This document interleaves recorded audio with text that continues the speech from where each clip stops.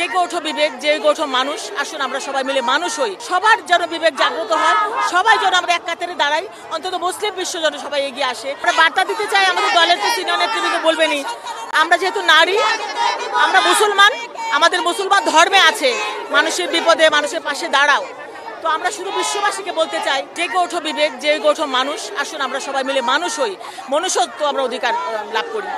যেভাবে নির্যাতন করা হচ্ছে ফিলিস্তিনিদের উপরে, যেভাবে বর্বর হামলা করা হচ্ছে, প্রতিনিয়ত হাজার হাজার শিশু কন্যা, বাচ্চা, ছেলে বাচ্চা এবং নারীদেরকে যেভাবে মেরে ফেলা হচ্ছে, এটা মানে চিন্তা করা যায় না। এটা অমানবিক, অমানবিক। শরীরের লোক দাঁড়িয়ে যায়, মানুষ শিহরিত হয়ে ওঠে। বিশ্ববাসীকে বলবো, সবার যেন বিবেক জাগ্রত হয়, সবাই যেন আমরা এক কাতারে দাঁড়াই, অন্তত মুসলিম বিশ্ব যেন সবাই এগিয়ে আসে, যাতে আমরা এটার প্রতিবাদ করতে পারি। এভাবে মুসলমানদের উপরে এরকম হামলা আমরা মেনে নিতে পারি না।